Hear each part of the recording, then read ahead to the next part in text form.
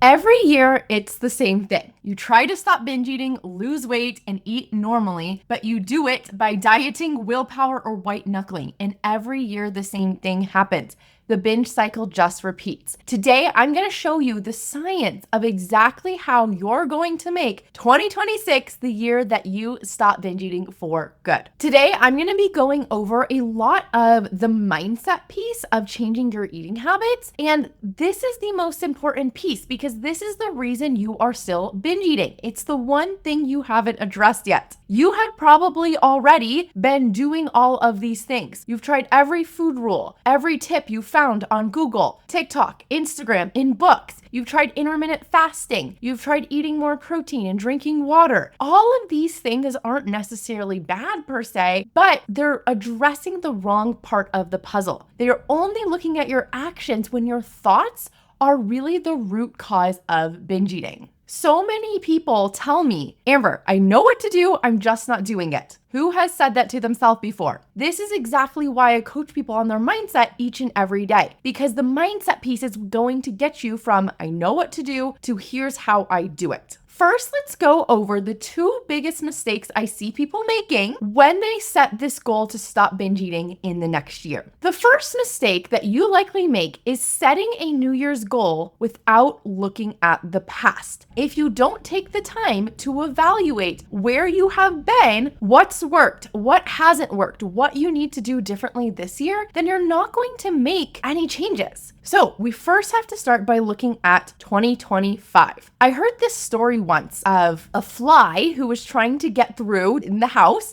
and he could see where he wanted to go, but he kept bumping into the window. But what he didn't realize is if he turned around and took in his surroundings a little bit more, he could have flown around and got into his destination, into the home, by going a different direction. If you feel like, I can see where I want to go, I know how I want to be eating, maybe it's time to take a step back and take a high-level overview of where you have been and what things you need to shift from there, or what might be the next step once you understand the things you've already tried. Most New Year eating intentions are created from this place of I'm behind, I failed again, I have to fix myself. And when we take all of this shame from the past year into the new year, our goal is going to collapse very quickly because that creates pressure and urgency, which will fuel our binge cycle too. So we never want to set our new goals from this emotion of lack, scarcity, or shame, because that will only create more of that and lead to it compounding more in the next year. So what I want you to do, if you haven't already, is go listen to the past episode on how to evaluate your eating habits from 2025.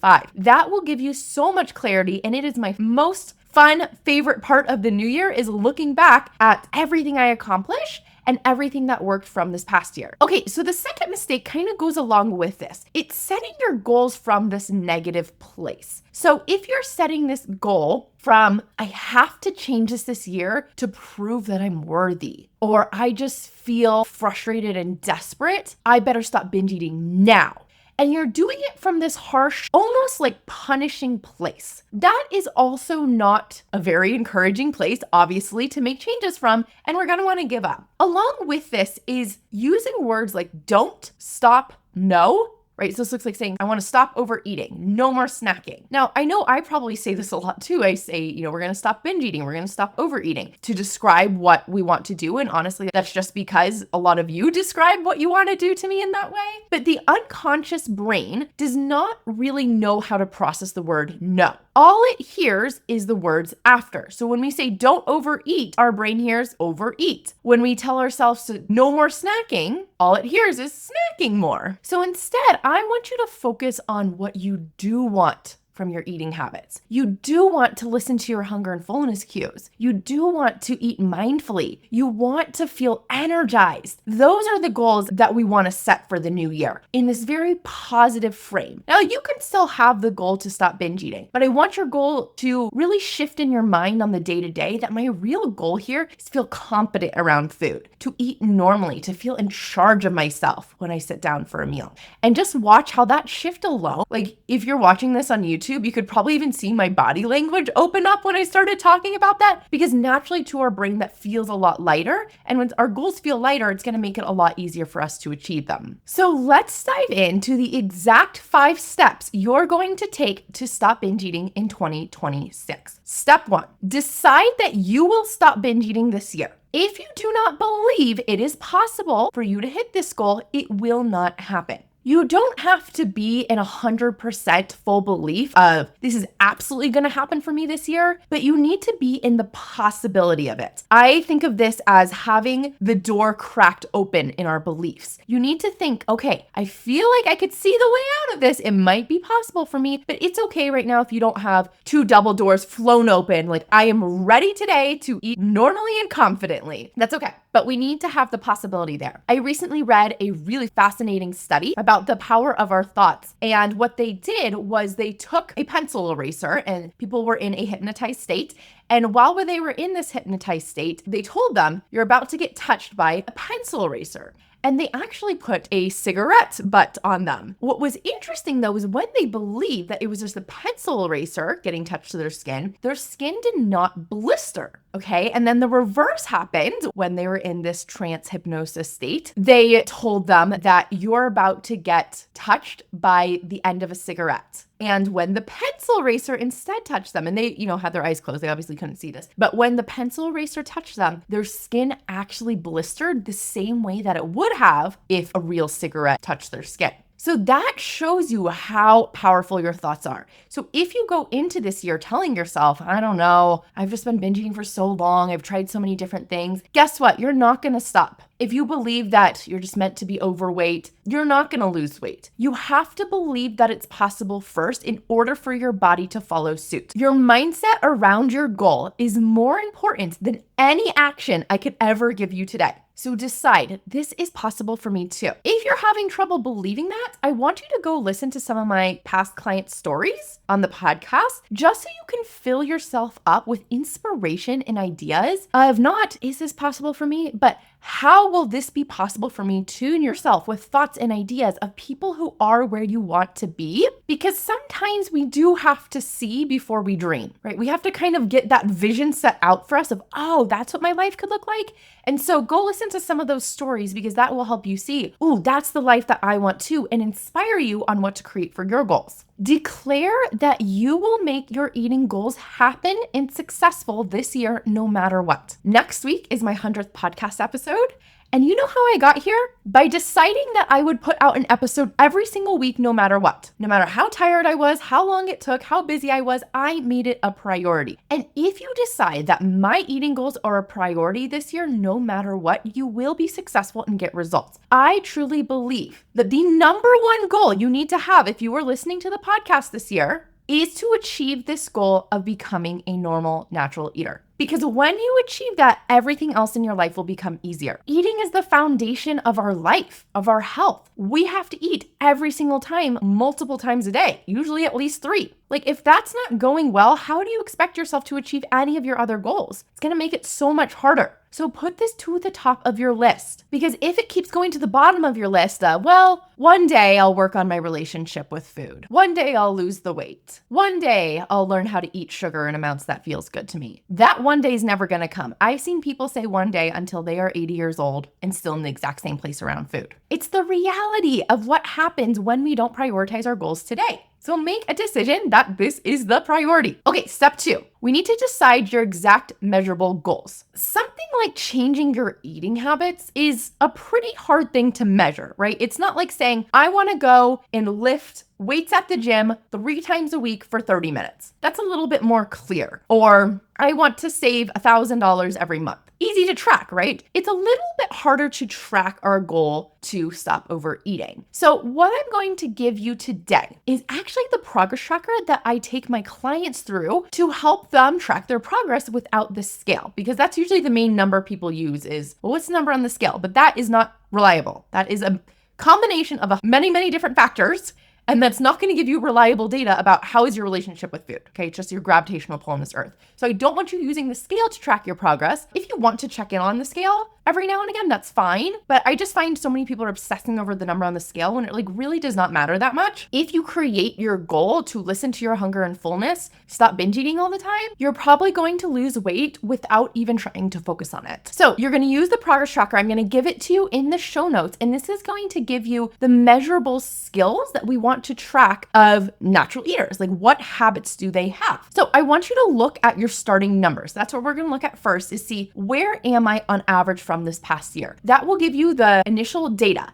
And then every single month, at least ideally every week, we are going to become a scientist and keep ourselves accountable here. So I want you to set a date with yourself. Literally decide right now, pause this episode, go download the progress tracker and say, okay, this is when I am going to have my weekly check-in for my eating habits. Make it Monday at 6 p.m. and it only needs to be like 5-10 minutes, but block up like 15 minutes in your calendar so you can really get into it. Do this ideally once a week because this will help keep you accountable. Treat it like a highly important doctor's appointment because it kind of is, right? This is an appointment for your health, for your well-being, for you to hit the most important goal you're making all year. You can spend 15 minutes every week tracking that. This progress tracker will also give you clarity on like, where does my focus need to be this month? So for example, maybe you're like, wow, like I have been really bad at listening to my hunger this month. And I've been snacking all the time. And then I have been starving myself all night. And I really need to make that a priority. Then you know what skill you need to focus on. Or maybe you're doing really well in a category. Maybe you're like, man, my body confidence this month, it's amazing. Tracking those numbers will help you also have things to celebrate yourself for. Your third step, identify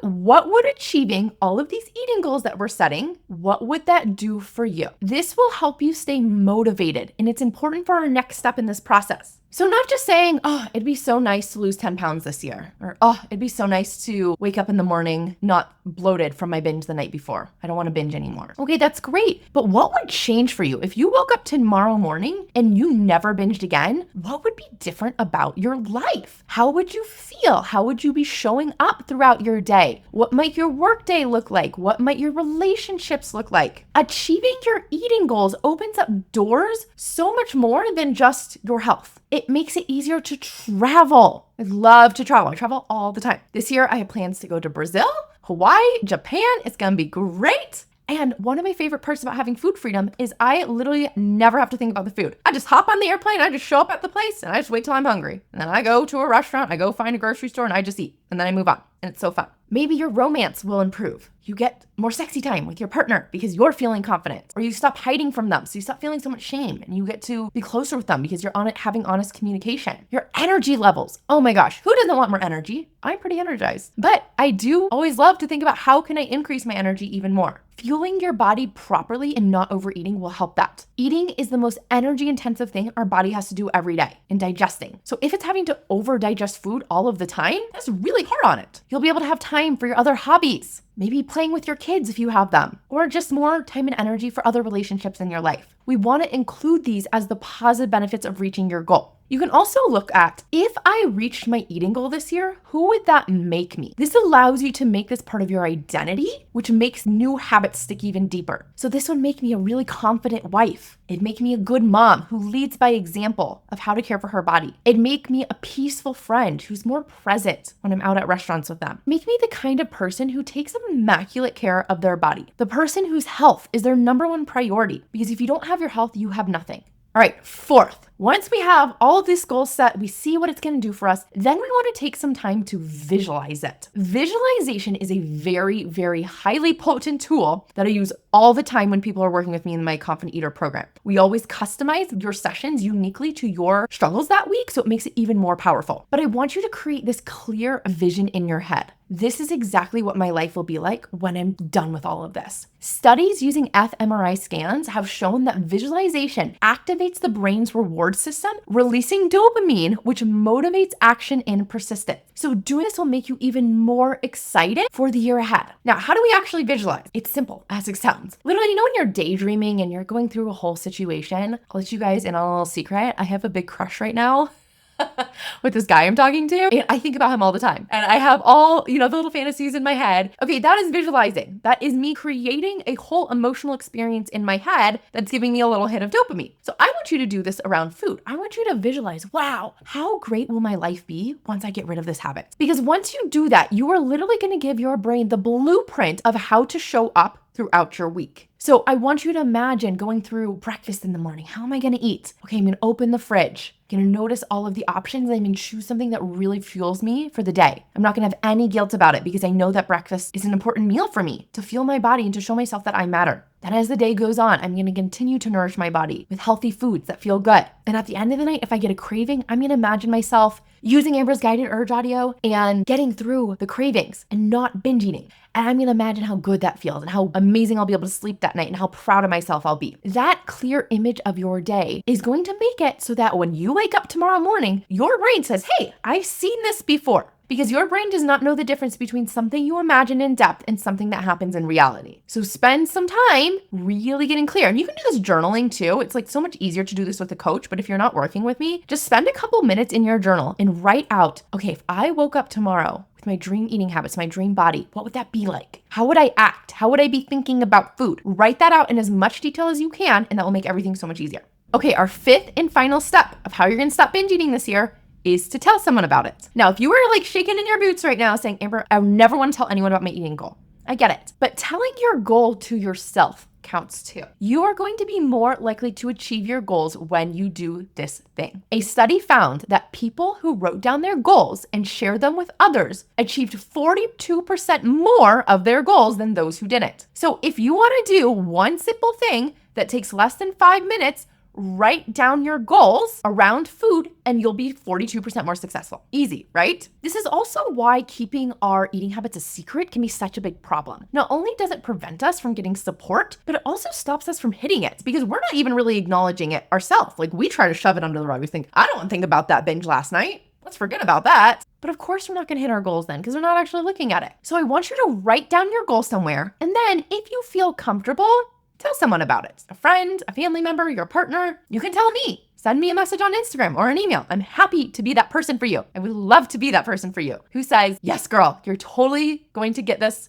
year. It's gonna happen. I think it also makes it easy to tell other people about our goals in the new year because everyone else is also talking about their goal. This could be a really easy conversation starter of just, you're with your BFF at lunch this week and you're like, hey, it's the new year. Do you have any like fun intentions or goals? And you don't have to tell someone, oh, my goal is to stop binge eating. You could just say, oh, my goal is I really want to feel more in control around food this year. Or I'm really working on healing my relationship with food. Or I'm working on eating less processed sugar. And here's how I'm going to do it. I'm listening to this really awesome podcast called Become a Confident Eater. You should listen to it too if you want to work on your eating habits. And I'm going to journal every day. And I've got this awesome progress tracker, right? Saying how you're going to do it too is important. Some other ideas, you could say, I'm trying to listen to my hunger and fullness cues better. This is something I really want to do. I'm making it a goal to invest in my health more this year. I'm going to get a gym membership. So that can be financially, absolutely. I'm going to join a program. But also could be I'm wanting to invest my time and energy into my health this year. That could be the goal. I really believe that our health is never optional. And if we treat it that way, all of our other priorities will become optional while we are forced to focus on our health. And what you'll find is I know that it can be scary telling someone about this goal, even if you kind of like narrow it down to something that feels more approachable, like I want to eat less sugar this year. But so many people in the world are also struggling with food, okay? I think it's now 3/4 of the US is overweight or obese. People everywhere are struggling with their weight and eating. It is not just you, I promise you.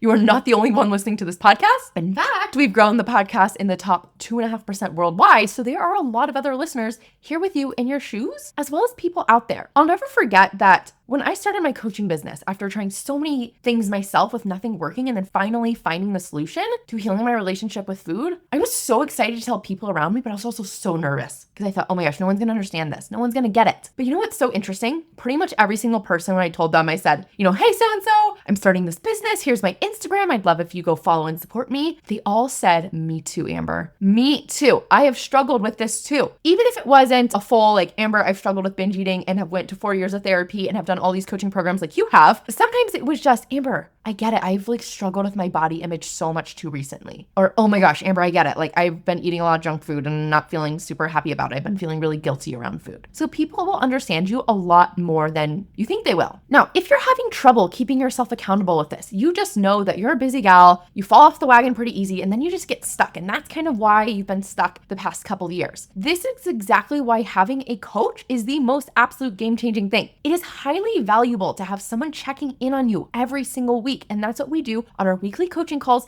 And you also get unlimited text message support with me. If you are setting the same goals over and over each year, that means something is not working about the way you are doing things. And I say this so lovingly just because I have seen people be in the exact same place in their life 20 years later from now and still feeling crazy around food, and the goal has been the same as it's been for 20 years. So you need to be honest with yourself. If nothing is changing, a magical podcast episode I release, as great as they are, is not going to be that fix for you. You need real support from someone who's been there in your shoes, who has done the research on the latest neuroscience and who has come out of it as a natural eater and hasn't binged in over 5+ years and helped hundreds of other people like you do the same. Most people try to stop binge eating by controlling their food and making rules around it. But in my program with my clients, we learn to stop binge eating by understanding your brain. We work on eliminating urges and cravings, understanding hunger and fullness cues, and calming down your nervous system so you can stop emotional eating and actually rewire your brain. That's what makes it last. Okay, I want you to have the best year ever. So if you are interested in working with me, the details of that will also be below. Remember that you get that free progress tracker below too in my podcast worksheet bundle. It comes with a whole bunch of other fun worksheets for some other episodes, so you can use that to help you dive deeper with what we talked about today.